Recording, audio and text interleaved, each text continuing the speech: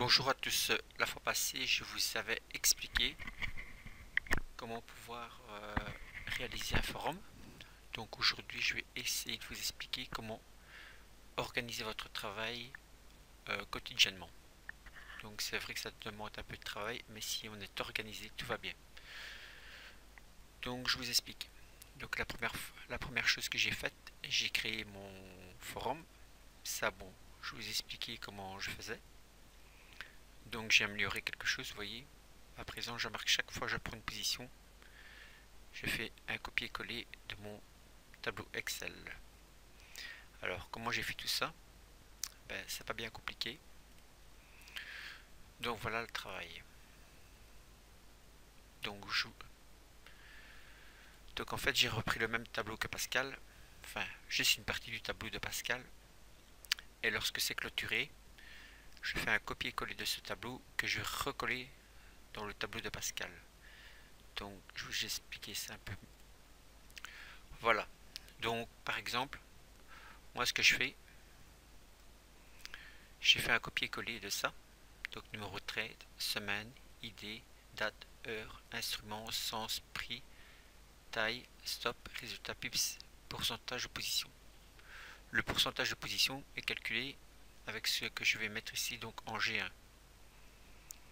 Donc, par exemple, ici, vous voyez, donc ça c'est la somme investie. Donc, j'indique simplement ici, dans le AA, la somme que j'ai investie. Donc, par exemple ici 100 euros. Et ici, dans le trading, enfin dans le pourcentage de position, vous voyez, donc je fais la formule AA9 divisé par G1. AA9 représente la somme que j'ai investie ici. G1 représente 60, parce que ça, 60 euros, c'est mon risque initial. Donc c'est mon UTR, donc unité de temps risque, 60 euros. Donc comme ça, le calcul se fait automatiquement. Vous voyez ici, c'est la même chose. AA10, puisqu'on est sur la ligne 10. Donc je fais ici, par exemple, sur ce trade, j'avais risqué 14,22 €. Donc 14,22 € divisé par 60, ce qui me donne 23,70%. Donc il suffit simplement d'indiquer dans cette colonne la formule AA10 divisé par G1. Voilà. Et comme ça vous indiquera le pourcentage. Ensuite, lorsqu'ici, bon, le trade est terminé, qu'est-ce que je fais? Donc je sélectionne tout le trade. Vous voyez, donc je vais sélectionner tout ça. Enfin, tout ça, c'est pour mieux s'y retrouver. En fait, non. Enfin, excusez-moi, je reviens un peu en arrière. Donc par exemple ici j'ai clôturé mon trade 1 4 yen. Vous voyez, je les mets ici. Donc je crée à chaque fois une nouvelle feuille et je viens les indiquer en dessous.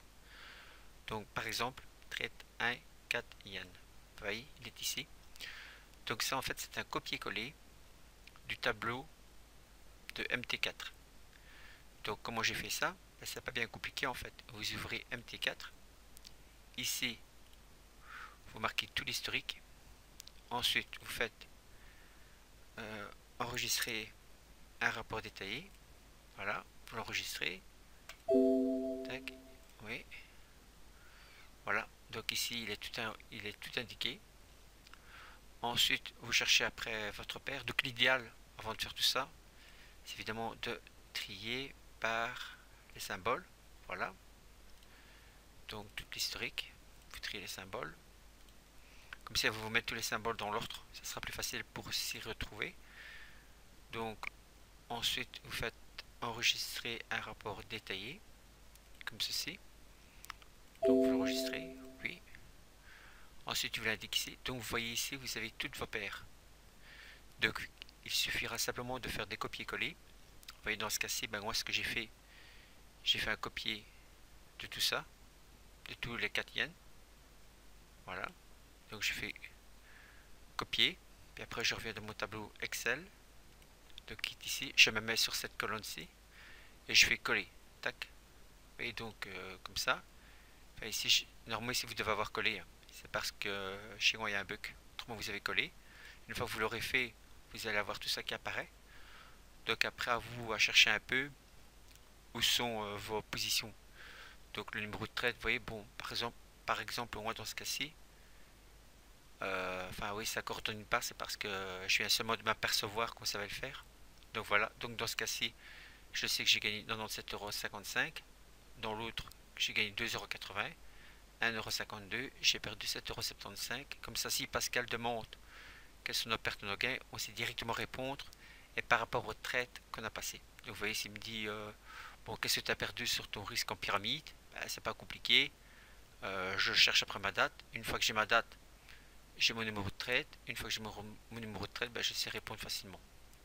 Voilà. Alors bon, tant qu'ils sont en cours, je la mets ici. Ben, trade en cours. Voilà.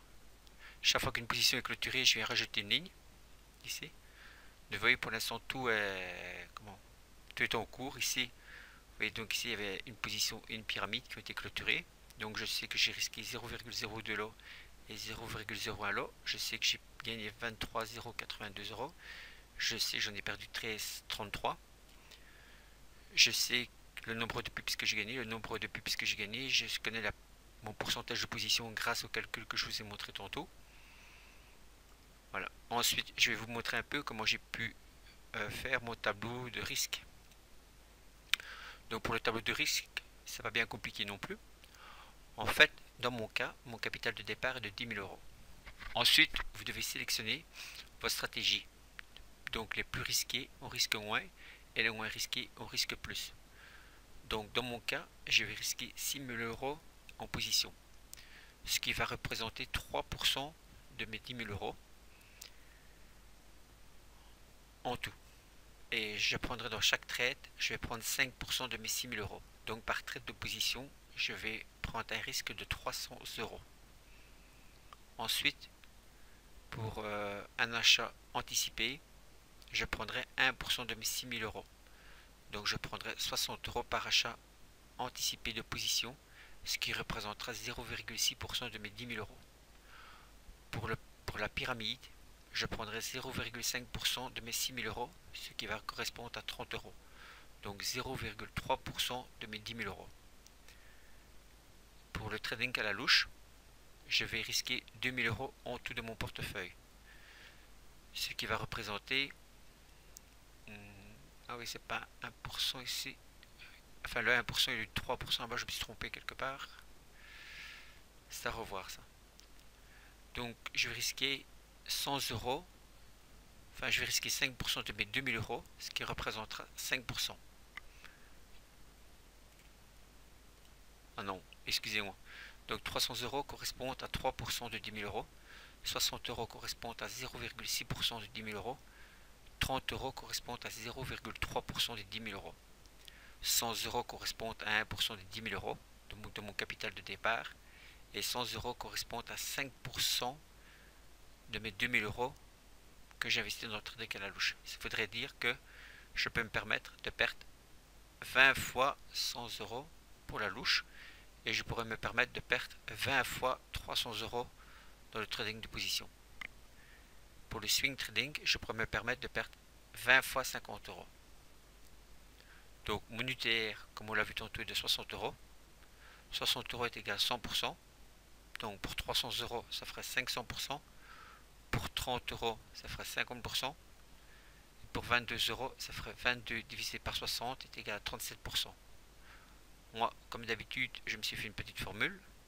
Donc ici, vous entrez votre cours. Voilà. Et ici, on calcule le risque en pourcent.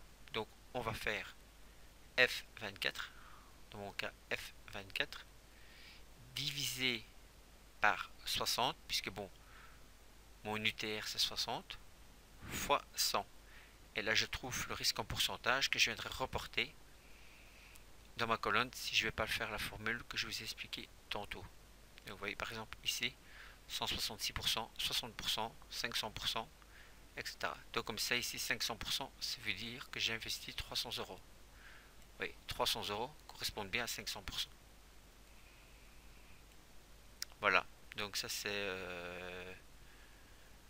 une chose. Et vous voyez à chaque fois ici, je marque donc mes trades clôturés, comme ça n'embrouille pas mes trades en cours et je m'y retrouve beaucoup plus facilement. Et chaque fois qu'une zone, par exemple, vous voyez ici, je suis sur le GPP haute, ben, quand je suis sur le GPP haute et que j'ai des positions clôturées, je les mets en gris. Comme ça, je sais que tout ça c'est clôturé.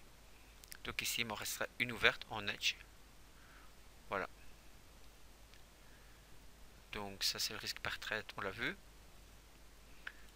Alors, ah oui, ici c'est ma feuille 1, où là, bon ben, c'est assez compliqué à expliquer. Donc c'est-à-dire je me suis créé un petit tableau avec chaque fois donc le stop loss initial, la somme à investir,